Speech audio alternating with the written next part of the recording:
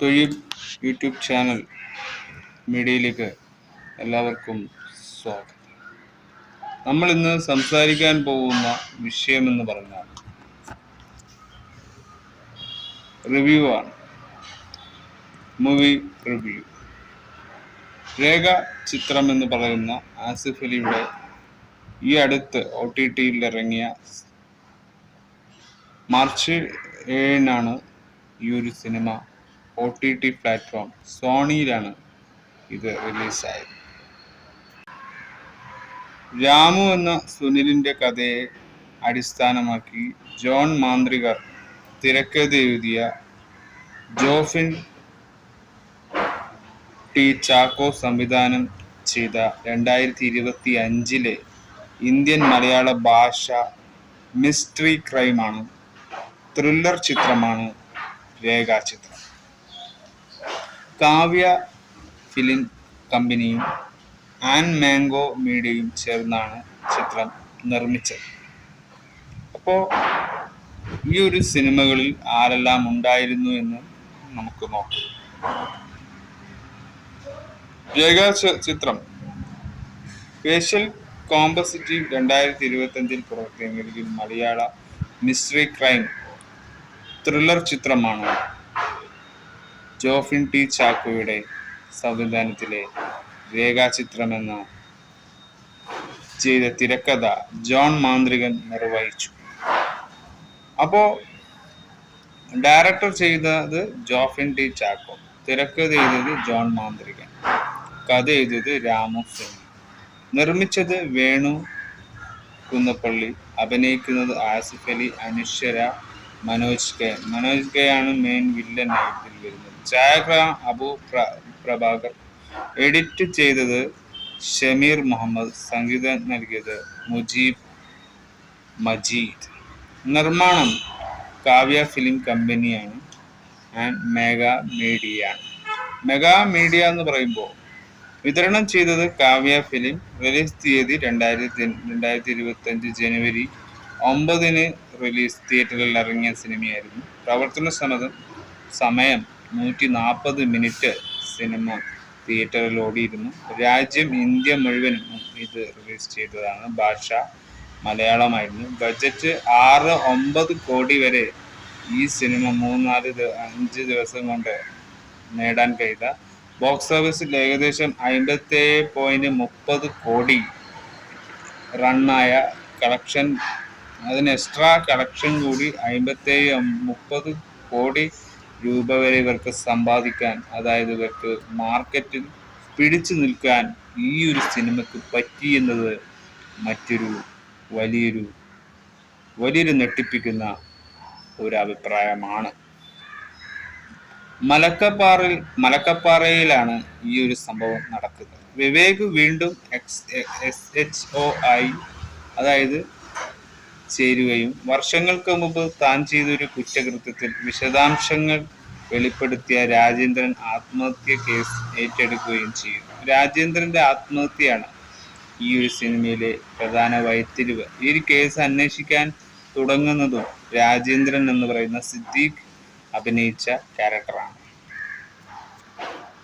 സിദ്ദീഖ് ഈ ഒരു സിനിമയിൽ ആത്മഹത്യ ചെയ്യുന്ന വ്യക്തിയായാണ് കാണുന്നത്. ഇത് ഒരു 1985 പുറത്തിറങ്ങിയ സംവിധായകൻ ഭരതന്റെ കാതോട് കാതോരം എന്ന സിനിമയുടെ ചിത്രീകരണ സ്ഥലത്ത് നിന്ന് പെൺകുട്ടിയെ കാണാതായതിന് അന്വേഷണത്തിന് വഴിത്തിരിവാകുന്നു. ആ ഒരു കഥയാണത്. 2024 മെയ് 3 ചിത്രീകരണം ആരംഭിച്ച് 2024 ജൂലൈ 15 ചിത്രീകരണം അവസാനിച്ചു. 2024 ഓഗസ്റ്റ് 13 അതിന്റെ പേര് ഔദ്യോഗികമായി പ്രഖ്യാപിച്ചു. ശബ്ദ ട്രാക്കും സംഗീതവും മുജീബ് മജീദ് ആണ് ഒരുക്കിയത്. ഷമീർ മുഹമ്മദ് എഡിറ്റും അബൂബക്കർ ഛായാഗ്രഹണവും നിർവഹിച്ചു. 2025 ജനുവരി 9 തിയേറ്ററുകളിൽ റിലീസ് ചെയ്തപ്പോൾ നിരൂപകരിൽ നിന്ന് നല്ല പ്രതികരണവും ലഭിച്ചു. 2025 ഏറ്റവും കൂടുതൽ കളക്ഷൻ നേടിയ മലയാള ചിത്രമായി ഇത് മാറി. ലോകമെമ്പാടവും 55 കോടിയിലധികം വരുമാനം നേടി. ആസിഫ് അലി അലിയുടെ കരിയറിലെ ഏറ്റവും കൂടുതൽ കളക്ഷൻ നേടിയ ചിത്രങ്ങളിലൊന്നായി രേഖാചിത്രം എന്ന ഇത് മാറുകയും കിഷ്കിന്ധ കാണ്ഡമാണ് അവസാനം ഇറങ്ങിയ സിനിമ. തലവൻ എന്നിവയ്ക്ക് ശേഷം. അപ്പോൾ ഇതിന്റെ പ്ലോട്ട് ഒരു ഇരുണ്ടതും ഭയാനകവുമായ രാത്രിയിൽ ചിത്രം ആരംഭിക്കുന്നു. ഒരു വീട്ടിൽ നിന്ന് 4 പുരുഷന്മാർ ഒരു ജീവനില്ലാത്ത മൃതദേഹം ചുമന്നു കൊണ്ടുപോകുന്ന അവിടെയാണ് കാണുന്നത്. ദൂരെ നിന്ന് 2 ആൺകുട്ടികൾ ഈ നിഗൂഢ കാഴ്ച കാണുന്നു. ആ അസ്വസ്ഥമായ കാഴ്ച അവരുടെ ജിജ്ഞാസ ഉണർത്തുന്നു. അടുത്ത ദിവസം ആൺകുട്ടികളിൽ ഒരാൾ തൻ്റെ സുഹൃത്തിനോട് തൻ്റെ അച്ഛൻ കഴിഞ്ഞ രാത്രി ഒരു സിനിമയിൽ അഭിനയിക്കുന്നത് കണ്ടതായി പറയുന്നു. 4 പുരുഷന്മാർ ഒരു മൃതദേഹം കൊണ്ടുപോകുന്ന രംഗം വിവരിക്കുന്നു. കഥ വർത്തമാനകാലത്തേക്ക് നീങ്ങുന്നു. 2 സമാന്തര കഥകളിൽ വികസിക്കുന്നു. ഒന്ന് ധനികനും വൃദ്ധനുമായ ബിസിനസ്സുകാരനായ രാജേന്ദ്രൻ പിന്തുടരുന്നു. മറ്റൊന്ന് വിവേക് എന്ന ഗോപിനാഥൻ എന്ന പോലീസ് ഉദ്യോഗസ്ഥനെ ചുറ്റിപ്പറ്റിയാണ് രാജേന്ദ്രൻ തൻ്റെ ഡ്രൈവറോടൊപ്പം വീട്ടിൽ നിന്ന് ഇറങ്ങുന്നത്. കാണാം. ദുഃഖത്താൽ മനംനൊന്ത് അയാൾ അമിതമായി മദ്യപിക്കുകയും ഒടുവിൽ മലക്കപ്പാറയ്ക്കടുത്തുള്ള സ്ഥലത്താണ് ഒരു ആളൊഴിഞ്ഞ വനപ്രദേശത്തേക്ക് കാറിൽ പോവുകയും ചെയ്യുന്നു. രാജേന്ദ്രൻ കാട്ടിൽ ഒരു പ്രത്യേക സ്ഥലം തിരയുമ്പോൾ ഡ്രൈവർ കാറിൽ കാത്തു നിൽക്കുന്നു. അവിടെ ഇരുന്ന് ഫേസ്ബുക്കിൽ ഒരു തത്സമയ സംരക്ഷണം ആരംഭിക്കുന്നു. തൻ്റെ തത്സമയ കുറ്റസമ്മതത്തിൽ ഇപ്പോൾ സമ്പന്നനാണെങ്കിലും താൻ ഒരിക്കൽ ദരിദ്രനായിരുന്നു എന്നും അദ്ദേഹം വെളിപ്പെടുത്തുന്നു. 1985 താനും മറ്റ് 2 പേരും വക്കച്ചനും ഫ്രാൻസിസും തടത്തിലും താൻ ഇരിക്കുന്ന നിലത്തിനിടയിൽ ഒരു മൃതദേഹം കുഴിച്ചിട്ടത് എങ്ങനെയാണെന്ന് അദ്ദേഹം വിവരിക്കുന്നു. തത്സമയ വീഡിയോയുടെ അവസാനം അദ്ദേഹം ആത്മഹത്യ ചെയ്യുന്നു. അതേസമയം ഡ്യൂട്ടിയിലിരിക്കെ ഓൺലൈനിൽ ചൂതാട്ടത്തിൽ പിടിക്കപ്പെട്ടതിനെ തുടർന്ന് circle inspector Vivek Gopinath suspension നേരിടുന്ന മാധ്യമങ്ങളിൽ ഈ അഴിമതി വർദ്ധിപ്പിക്കുന്നത് അദ്ദേഹത്തിന്റെ ഭാര്യ സെറീന നിരീക്ഷിക്കുന്നു. ഇത് വിവേകിനെ ഒരു കുപ്രസിദ്ധ പൊതുപ്രവർത്തകനാകുന്നു. ഒടുവിൽ അദ്ദേഹത്തെ മലക്കപ്പാറയിൽ പോലീസ് സ്റ്റേഷനിൽ സ്ഥലം മാറ്റുന്നു. ആദ്യ ദിവസം തന്നെ രാജേന്ദ്രൻ ആത്മഹത്യ കേസ് അന്വേഷിക്കാൻ അദ്ദേഹം വിളിക്കുന്നു. വിവേകും സംഘവും അന്വേഷണം ആരംഭിക്കുമ്പോൾ രാജേന്ദ്രൻ കൊലപ്പെട്ട സ്ഥലം കുഴിച്ച് ഒരു സ്ത്രീ അസ്ഥികൂടവും ഒരു കണക്കാലും കണ്ടെത്തുന്ന മരിച്ചയാളുടെ വ്യക്തിത്വത്തെ കുറിച്ച് ഉടനടി സൂചനകളൊന്നുമില്ലാത്തതിനാൽ അന്വേഷണം ഒരു സ്തംഭനാവസ്ഥയിലാകുന്നു. അതേസമയം ഇപ്പോൾ വിൻസെന്റ് എന്നറിയപ്പെടുന്ന വക്കച്ചൻ, അതായത് ഇതിലെ വില്ലനായി വന്ന മനോജ് ഖജനെയാണ് നമ്മൾ പറയുന്നത്. ഭാര്യ ആലിസിനെയും അർപ്പണബോധത്തോടെ പരിചരിക്കുന്ന ഒരു ധനികനായ ബിസിനസ് മുതലാളിയായി അവതരിപ്പിക്കപ്പെടുന്നു. തൻ്റെ നിയമ ഉപദേഷ്ടാവായ അഡ്വക്കേറ്റ് ജേക്കബുമായി ഉയർന്നുവരുന്ന അന്വേഷണത്തെക്കുറിച്ച് അദ്ദേഹം ചർച്ച ചെയ്യുന്നു. തൻ്റെ ഭൂതകാലവും യാതൊരു ബന്ധവുമില്ലെന്ന് തോന്നുന്നു. പോലീസ് ചോദ്യം ചെയ്യലിൽ വിളിച്ചപ്പോൾ വിൻസെന്റ് സഹകരിക്കുന്നു, പക്ഷേ യാതൊരു സംശയം ഉന്നയിക്കാതെ പോകുന്നു. സത്യം പുറത്തു കൊണ്ടുവരാൻ തീരുമാനിച്ച് വിവേക് കാണാതായതായി റിപ്പോർട്ട് ചെയ്യപ്പെട്ട വ്യക്തികളുടെ കുടുംബങ്ങളെ സന്ദർശിച്ച് അസ്ഥികൂടമോ കണക്കാക്കലോ തിരിച്ചറിയാൻ ശ്രമിക്കുന്നു. ഒരു വൃദ്ധൻ കണക്കാലിനെ തിരിച്ചറിയുന്നു അവകാശപ്പെടുന്നു, പക്ഷേ പ്രധാന കഥാപാത്രം തെറ്റാണെന്ന് തെളിയുന്നു. ഉപേക്ഷിക്കാൻ വിസമ്മതിച്ച വിവേക് വഞ്ചനവുമായി ബന്ധപ്പെട്ട കേസുകളിലേക്ക് അന്വേഷണം വ്യാപിക്കുകയും മുൻ പ്രൊഡക്ഷൻ കൺട്രോളറായിരുന്ന ചന്ദ്രപ്പൻ എന്ന വ്യക്തിയുമായി ബന്ധപ്പെട്ട് കാണാതായൊരു കേസ് കണ്ടെത്തുകയും ചെയ്യുന്നു. കാതോരം എന്ന സിനിമയിൽ ജൂനിയർ ആർട്ടിസ്റ്റായി രേഖ എന്ന യുവതി സിനിമയുടെ ഷൂട്ടിങ്ങിനിടെ അപ്രതീക്ഷിതമായി ചന്ദ്രപ്പൻ വെളിപ്പെടുത്തുന്നു. പ്രതികരണമായി വഞ്ചന ആരോപിച്ച് അവർക്കെതിരെ ഒരു കാണാതായ വ്യക്തിയുടെ കേസ് ഫയൽ ചെയ്യാൻ അദ്ദേഹം നിർബന്ധിതനായി. സിനിമയിലെ ഒരു പഴയ ഗാനത്തിൽ നിന്ന് രേഖയെ അദ്ദേഹം തിരിച്ചറിയുന്നു. ഒരു സ്കെച്ചിലൂടെ വിവേകിന്റെ പ്രതിച്ഛായ പുനർനിർമ്മിക്കാൻ വിവേകിനെ സഹായിക്കുന്നു. രേഖയുടെ ഒരു രേഖാചിത്രം വിവേകിന് ലഭിച്ചുവെന്ന് മനസ്സിലാകുമ്പോൾ വിൻസെന്റ് അസ്വസ്ഥനാകുന്നു.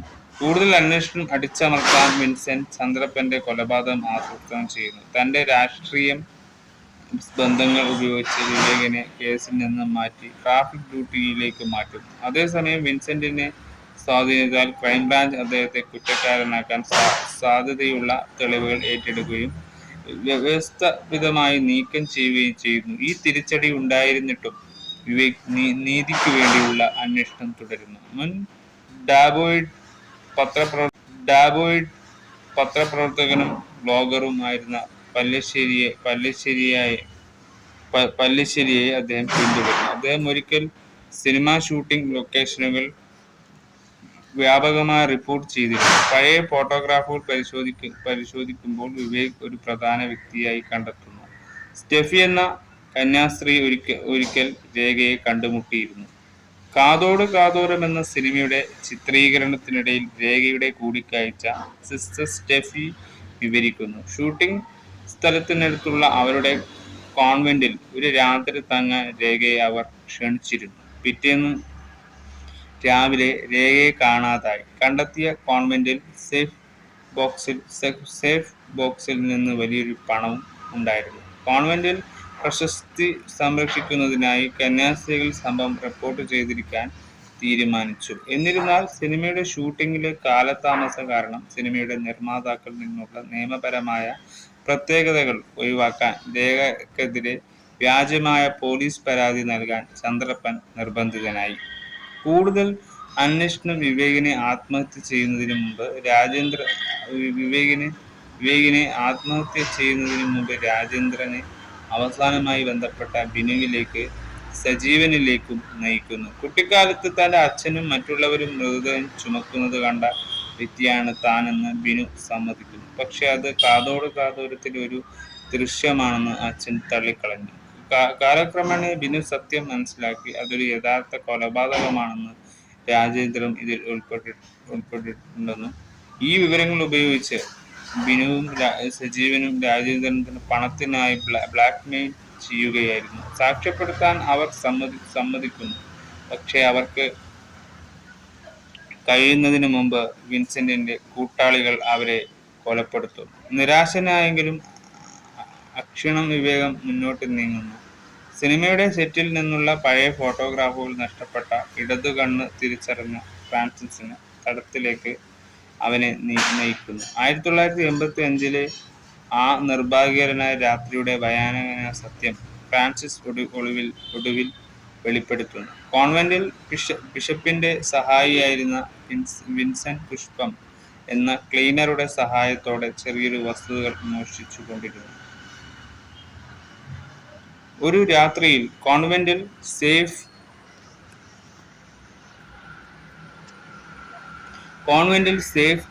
കൊള്ളയടിക്കാൻ പുഷ്പം ഒരു പദ്ധതി തയ്യാറാക്കി. വിൻസെന്റിന്റെ അവളുടെ പദ്ധതിയിൽ ഉൾപ്പെടുത്തി രേഖയെ കുറ്റകൃത്യത്തിൽ കുടുക്കാൻ പുഷ്പം അവളെ കൊലപ്പെടുത്തി. സംഭവസ്ഥലത്ത് ഇടറി വീണ ഫ്രാൻസിസും രാജേന്ദ്രനും മോഷ്ടിച്ച പണത്തിന്റെ ഒരു പങ്ക് നൽകുന്നതിനായി പകരമായി മൃതദേഹം സംസ്കരിക്കാൻ സഹായിക്കാമെന്ന് സമ്മതിച്ച് പതിറ്റാണ്ടുകൾക്ക് ശേഷം രാജേന്ദ്രൻ കുറ്റസമ്മതം വരെ മറച്ചുവെച്ചിരുന്ന രഹസ്യം രേഖയെ അവർ കാട്ടിൽ അടക്കം ചെയ്തു. ഭാര്യ ആലീസ് ചികിത്സയിൽ കഴിയുന്ന ആശുപത്രിയിൽ വെച്ച് വിവേക് വിൻസെന്റിനെ നേരിടുന്നു. പുഷ്പം വേഗം സുഖം പ്രാപിക്കട്ടെ എന്ന കുറിപ്പോടെ അദ്ദേഹം ആലീസിനൊരു പൂച്ചയുണ്ടായിക്കുന്നു. വിൻസെന്റും വിവേകും പരസ്പരം പരിചയമുള്ള നോട്ടങ്ങൾ കൈമാറുന്നു. പുഷ്പം ആലീസ് എന്ന മുഖംമൂടി അഴിച്ചു മാറ്റപ്പെടുന്നു. രേഖയ്ക്ക് നീതി ലഭിക്കാൻ ദൃഢനിശ്ചയം ചെയ്ത് വിവേക് വിൻസെന്റിന്റെ ഭൂതകാലം സ്വന്തം മകനോട് തുറന്നു പറയുന്നു. വെളിപ്പെടുത്തലിൽ ഞെട്ടിപ്പോയ വിൻസെന്റിന്റെ ദുഃഖത്താൽ വലയുന്നു. നിയമപരമായ പ്രത്യാഘാതങ്ങൾ നിന്ന് അവളെ തടയുന്നതിനായി പുഷ്പത്തെ കൊല്ലുന്നു. നടൻ ജഗദീഷ് വിവേകിനെ ബന്ധപ്പെടുമ്പോൾ ഒരു വഴിത്തിരിവ് സംഭവിക്കുന്നു. രേഖ തനിക്ക് കത്തുകൾ എഴുതിയിരുന്നതായി വെളിപ്പെടുത്തുന്നു. ജഗദീഷിന്റെ മാർഗനിർദ്ദേശത്തെ തുടർന്ന് കന്യാകുമാരിയിലെ രേഖയുടെ കുടുംബത്തെ വിവേക് കണ്ടെത്തുന്നു. അവിടെ അവളുടെ സഹോദരി ആശ കണക്കാലിന്റെ ഐഡന്റിറ്റി സ്ഥിരീകരിക്കുന്നു. രേഖയുടെ സിനിമയോടുള്ള അഭിനിവേശത്തെക്കുറിച്ചും ഒപ്പിട്ട ചിത്രം തേടി നടൻ മമ്മൂട്ടിയോടും ആരാധകനെക്കുറിച്ചും ആശ ഓർമ്മിക്കുന്നു. വിൻസെന്റിന്റെ അറസ്റ്റിലൂടെ രേഖയുടെ മൃതദേഹം ഒടുവിൽ അന്തസ്സോടെ സംസ്കരിക്കപ്പെടുന്നു. വികാരഭരിതരായ ഒരു നിമിഷത്തിൽ രേഖയ്ക്ക് വേണ്ടി തയ്യാറാക്കിയ മമ്മൂട്ടിയുടെയും ഓട്ടോഗ്രാഫ് അടങ്ങിയ ഒരു കവർ ജഗദീഷ് വിവേകിന് നൽകുന്നു. മരിച്ചയാളുടെ ഒരു നീണ്ട സ്വപ്നം സാക്ഷാത്കരിക്കുന്നതിലൂടെ വിവേക് അത് ആശയ്ക്ക് നൽകുന്നു. ബാക്ക് ഇൻ കന്യാകുമാരി എന്ന ചിത്രത്തിന് ശേഷമുള്ള ഒരു രംഗത്തിൽ ചെറുപ്പക്കാരിയും പ്രതീക്ഷകളുമായ രേഖ എ.ജി. ജോർജ് സംവിധാനം ചെയ്യുന്ന മമ്മൂട്ടി ചിത്രത്തിലേക്ക് ഒരു നായക സ്ഥാനത്തേക്ക് ഒരു കാസ്റ്റിംഗ് കോൾ കാണുന്നു. കാലക്രമേണ മരവിച്ച അവളുടെ കയ്യെത്തും ദൂരത്തുള്ള സ്വപ്നം. ഇതൊരു രേഖ എന്ന് പറയുന്ന ഒരു പാവം സാധാരണക്കാരന്റെ സ്വപ്നമായിരുന്നു. അതായത് സിനിമകളിൽ നടക്കുന്ന ചില ആസൂത്രണ ചില സിനിമകൾക്ക് പുറത്ത്, അതായത് ഒട്ടും അറിയപ്പെടാത്ത ആൾക്കാരുണ്ടാവും. അതായത് സിനിമയിൽ അഭിനയിക്കുന്നതിനോടൊപ്പം അതിൽ ഉൾപ്പെടുന്ന കുറെ ആർട്ടിസ്റ്റുകളുണ്ടാവും. അവരുടെ രീതിയിൽ വരുന്ന ഒരു പഴയൊരു സിനിമയുടെ കഥാപാത്രമാണിത്. ആ കാലഘട്ടത്തിൽ നടന്നിരുന്ന പഴയ കാലഘട്ടത്തിലെ സീനിൻ്റെ ഒരു ഫ്ലാഷ് ബാക്ക് തന്നെയാണ് ഈ ഒരു സിനിമ നമുക്ക് കാണാൻ പറ്റും. പണ്ടെപ്പോഴോ നടന്നിരുന്ന ഒരു കഥയുടെ യഥാർത്ഥ സത്യമാണെന്നാണ് എനിക്ക് തോന്നുന്നത്. അപ്പോൾ അങ്ങനെ ഒരു രേഖ അന്ന് ഇങ്ങനൊരു മോഷണത്തിൽ ഇരയാകപ്പെട്ടു എന്നത് നമുക്ക് ഇപ്പോൾ കാണാൻ സാധിക്കും. അപ്പോൾ ഈ ഒരു സിനിമ കണ്ടിട്ട് ഒരു മിസ്റ്ററി ക്രൈം തന്നെയാണ് നടത്തിയിരിക്കുന്നത്. അത് ഈ ഒരു സിനിമ കാണുമ്പോൾ തന്നെ അറിയാം, പ്രേക്ഷകർക്ക് അത് മനസ്സിലാകുകയും ചെയ്യും. ഇത്തരത്തിലുള്ള സിനിമകൾ നമുക്ക് ഒരു വലിയൊരു അഡ്വാൻസും കൂടിയാണ്. അതായത് ഒരു സാധാരണക്കാരൻ്റെ ജീവിതം അത്ര എളുപ്പമല്ല. അത് നിങ്ങളെയും തിരിച്ചു കുത്താനുള്ള ഒരു നിമിഷമായി ആ സിനിമയിലൂടെ നമുക്ക് മനസ്സിലാക്കുകയാണ്. അതായത് എത്ര പണം ഉണ്ടാക്കിയാലും ആ പണത്തേക്കാൾ ഒരു മനുഷ്യൻ്റെ മരണം സത്യമാണ്, കാത്തിരിപ്പാണ് വലിയ വേദന എന്ന ഒരു അടിക്കുറിപ്പിലൂടെയാണ് ഈ സിനിമ വളരെ വലിയൊരു നിരാശയുള്ള രേഖയുടെ ജീവിതം, ആ പെൺകുട്ടിയുടെ ഭാവി കാലം പോലും നഷ്ടപ്പെട്ടുകൊണ്ടുള്ള ഒരു അടങ്ങാത്ത ആഗ്രഹങ്ങളിലൂടെ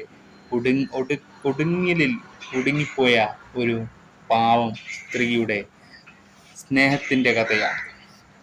മമ്മൂട്ടി എന്ന ഒരു അതുല്യ കലാകാരനെ വലിയ ഇഷ്ടമുള്ള പെൺകുട്ടിയായിരുന്നു രേഖ എന്ന് പറയുന്ന ഈ സ്ത്രീ. അപ്പോൾ ആ പെൺകുട്ടിയുടെ സ്വപ്നത്തിലേക്ക് എത്താനുള്ള ദൂരങ്ങളെ ഒറ്റ വെട്ടിന് തീർത്ത് കളഞ്ഞ ഒരു പെൺകുട്ടിയാണ് ഇതിലെ മെയിൻ വില്ലത്തി. ആ പെണ്ണാണ് ആലീസ് എന്ന് പറയുന്ന മനോജ് ഖേദിന്റെ ഭാര്യയായി അതിൽ അഭിനയിച്ച പെൺകുട്ടി. അപ്പോൾ ആ ഒരു പഴയ 1985 കാലഘട്ടത്തിൽ നടന്നിരുന്ന ഒരു പഴയ കഥ, അത് ഇന്നത്തെ കാലത്ത് വരുമ്പോൾ അതൊരു വലിയ ട്രെൻഡിങ് ആയി മാറുന്ന ഒരു കഥയായി മാറുകയും ചെയ്യും. എക്സാക്ട്ലി ഈ ഒരു സിനിമ കാണുമ്പോൾ ഒരു ക്രൈം ത്രില്ലറായിട്ട് തന്നെ നമുക്ക് ഒരു മിസ്റ്ററി ക്രൈം ത്രില്ലറാണ്. അതിൻ്റെതായ ഒരു ഇതിൽ മരണപ്പെട്ട രാജേന്ദ്രനാണ് ഇതിലെ മെയിൻ. അയാൾ മരിച്ചപ്പോൾ മറ്റൊരാൾ ഇതിൻ്റെ കഥ പൂർണ്ണമായി വെളിപ്പെടുത്തുകയും ചെയ്തു. ദാറ്റ് ഈസ് ഈ ഒരു കഥയുടെ പ്ലോട്ട് അതാണ്. ആ പ്ലോട്ടാണ് നമ്മൾ സിനിമയായി കാണുന്നത്. അതാണ് യഥാർത്ഥ സത്യവുമെന്നാണ് ഞാൻ വിശ്വസിക്കുന്നത്. അപ്പോൾ നമുക്കിത് സിനിമയായി മാത്രം കണ്ടുകൊണ്ട്, സിനിമയെപ്പോലെ കണ്ടുകൊണ്ട് നമുക്ക് ആ കഥ നിങ്ങൾ കാണുക. ആ സിനിമ OTTയിൽ കാണുക. എന്നിട്ട് നിങ്ങളുടെ അഭിപ്രായം എനിക്ക് നല്ലൊരു ഇഷ്ടപ്പെട്ട ഒരു പടമായി. നല്ലൊരു ത്രില്ലർ തന്നെയാണ്, നല്ലൊരു കഥയുണ്ട്, നല്ലൊരു ഫ്ലാഷ് ബാക്ക്, അപ്പം ഒക്കെ ഉണ്ട്. അപ്പോൾ ആസിഫ് അലി ഒരു നടന്റെ പോലീസ് കഥാപാത്രത്തിന്റെ ഒരു വഴിത്തിരിവിലൂടെ വരുന്ന ഒരുപാട് ക്യാരക്ടർ, ആസിഫ് അലി ഇതുപോലുള്ള ക്യാരക്ടർ ചെയ്യുന്ന ഒരു ദൃശ്യം പോലെയുള്ള സിനിമ മാജിക് അതിലുണ്ടായി. അപ്പോൾ ആ സിനിമയുടെ ദൃശ്യം നമുക്ക് കാണിച്ചു തരുന്ന സിനിമ തന്നെയായിരുന്നു. അപ്പോൾ അത് നല്ലൊരു എന്റർടൈൻമെന്റ് തന്നെയാവുന്നത് സത്യമായി ഒരു കാര്യമാണ്. Bye for ever.